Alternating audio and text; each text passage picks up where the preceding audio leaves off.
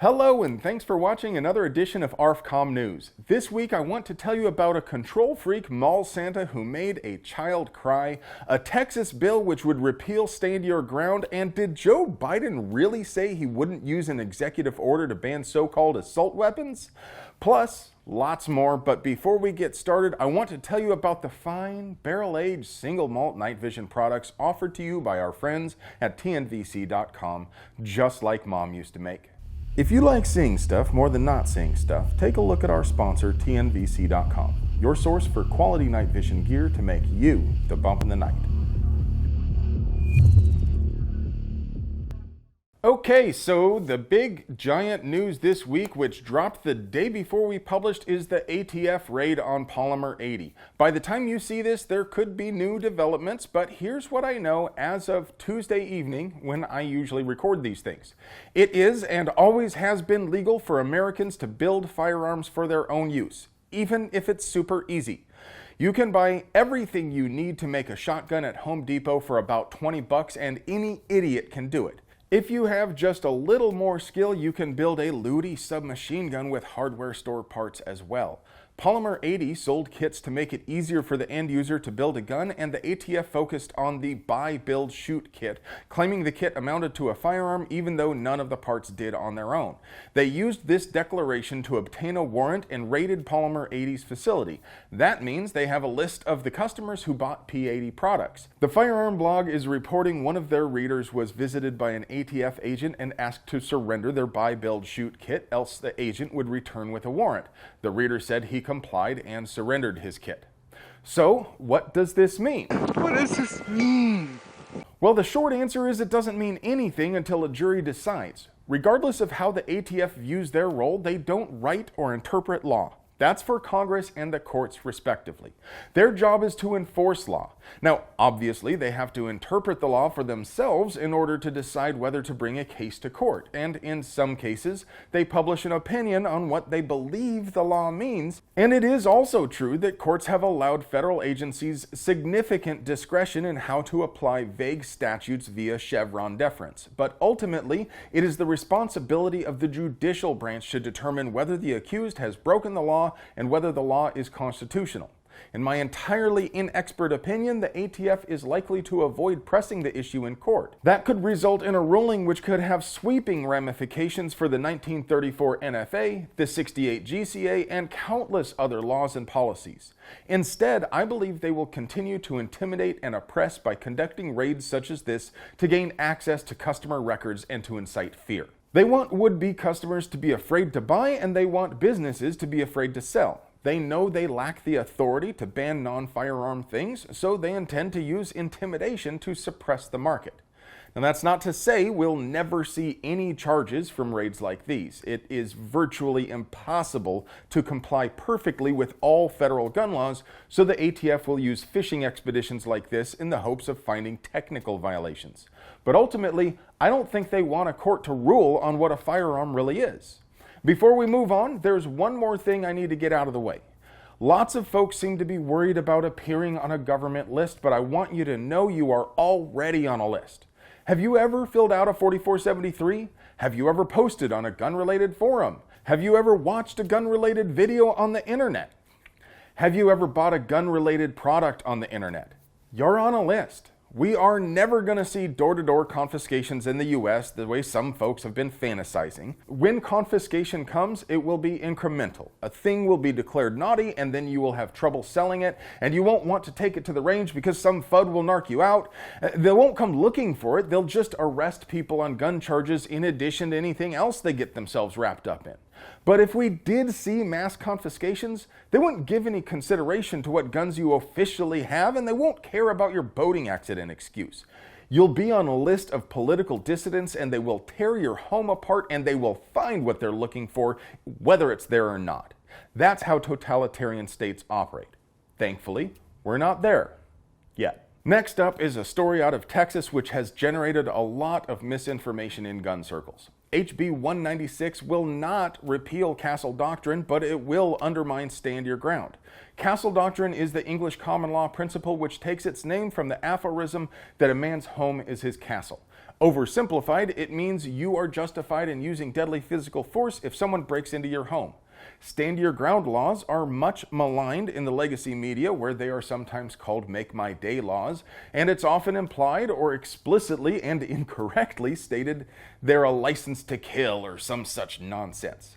As poorly named as they are, stand your ground laws simply affirm you do not have a duty to retreat before using deadly physical force to defend yourself, if you're anywhere you're allowed to be and not breaking the law. Some states impose a duty to retreat on crime victims. That is, if you are attacked, you can't legally use force to defend yourself unless you can prove you tried to run away or you were unable to do so. This presents a serious problem because retreat can easily expose a person to greater danger. But that's exactly what this dude, Terry Misa, wants. Jabba is pushing HB 196, which would impose a duty to retreat before using force to defend yourself in any place except your home. So if you live in Texas, pause this video right now and open a new browser tab. Go to txdirectory.com/online/txhouse and find your representative and call them. If you don't live in Texas, just pick one or call Jabba himself. No, you probably won't convince the Hut to withdraw the bill, but if you tell Democrat representatives you are a Democrat voter and intend to vote against them in the next primary because of their authoritarian stance on gun rights, they will know these draconian bills are not the path to victory and they won't be so bold in the future.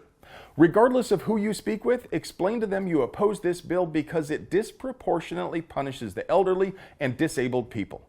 If I'm attacked by a young man, he can probably run me down if I try to get away, but at least I have a chance. Fluffy as I am on the outside, I can move pretty fast for a fat guy. But there is no way in hell my 75-year-old mom can outrun anyone.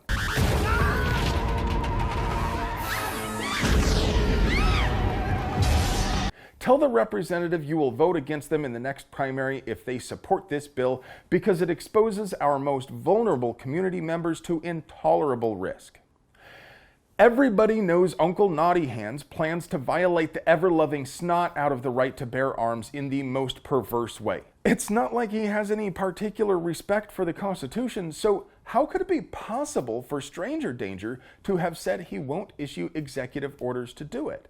In a recording of a private video conference with progressive leaders leaked by The Intercept, Stranger Danger unequivocally declares he will not use executive action to ban so-called assault weapons. I'm not going to exercise executive authority where it's questioned, where I can come along and say, I can do away with assault weapons. There's no executive authority to do away with that. This sounds like an uncharacteristically principled stance, and maybe the senile old fool means it, but 2 years from now, when he doesn't get his way, don't be surprised if his position evolves. Because he earnestly believes his authoritarian position on gun rights is what got him elected, whether that's actually the case or not.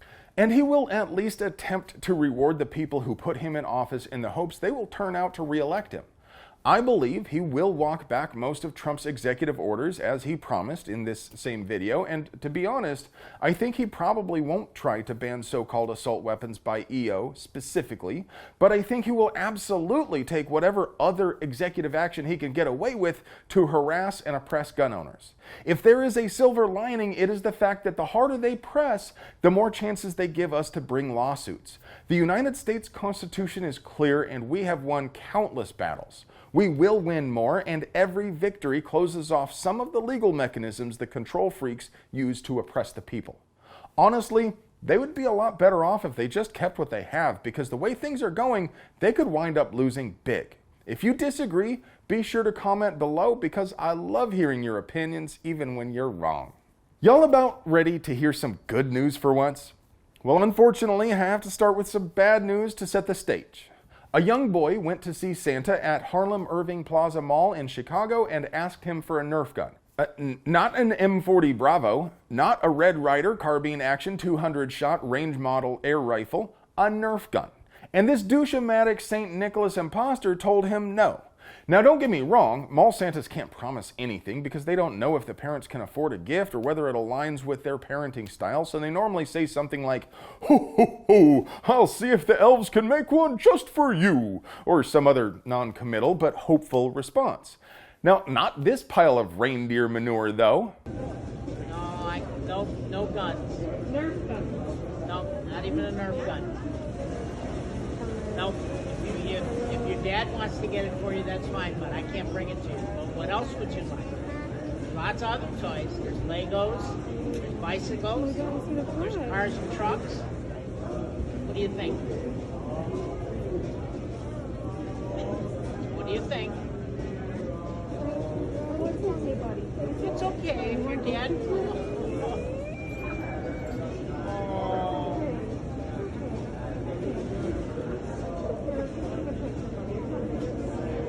Don't cry.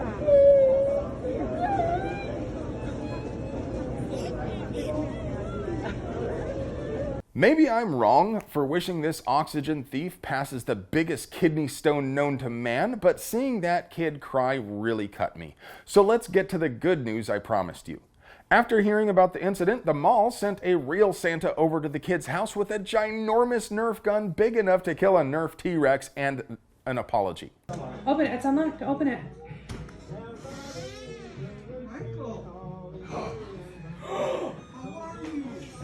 Open the door. Open the door.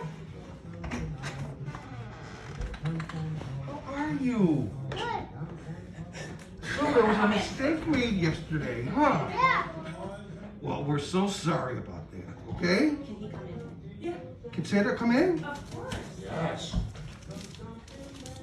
This is big. This is real. But I heard you were coming to check on me from Alma's house. Yeah, well, I heard about this up at the North Pole, Yeah, me. and I rushed down. But this is crazy. Can you listen for it? What? Wait. It's just a Nerf gun. Wow, you say Mike. This is crazy, this thing. What do you say? Thanks. Well, thank you. Michael, what do you say to Santa? I said thanks. Oh, okay. He did. There's a lot of smoke and stuff in the air this time of year, if you know what I mean. But that's not even the end of the good news. Wait till I get going! Steven Crowder had the boys' parents on his show and generously offered to give the boys some Nerf guns and some other toys, but the parents said they would prefer for Crowder to give those toys to other, more needy kids. And we will be sending a cornucopia of Nerf guns. And if you could send us that. Now, Nerf guns, are there anything else? Like, does he want super soakers? I don't know what the laser tag. What else does the young man want here? We want to give you guys whatever we can and label it from Santa. You know, I mean, we're very blessed to be able to. His Christmas list was fulfilled before he even saw the Santa. You know, okay. So we would love to pass it on to other kids who really don't have that. Okay. Well, how about... I may not agree with everything Crowder says, but he is a strong advocate for gun rights, one of the funniest men on the internet, and a real stand-up guy. And how about those parents? That boy is going to become an outstanding man with examples like them to look up to. I'm impressed by the mom's restraint and grace, and their humility and generosity should be an example for everyone. God bless them. Well, friends, that's all I have for you today. I hope you enjoy watching these things because I sure like making them for you. If you want to help us keep bringing you banger content like this, please support the folks who support us. Not only does TNVC.com carry a wide selection of low-carb, fat-free, non-GMO night vision products, they also have mounts, lights, and all sorts of other gear to make you the bump in the night. And if you want to support us more directly, you can buy fly shirts like this one in our Teespring store. Or if you'd like to try your luck and see if you can win your choice of rad shirt from our Teespring store, post a comment containing the phrase, "Keep the change, you filthy animal," in the YouTube comments, and I will arbitrarily and unilaterally choose the best one. I love you.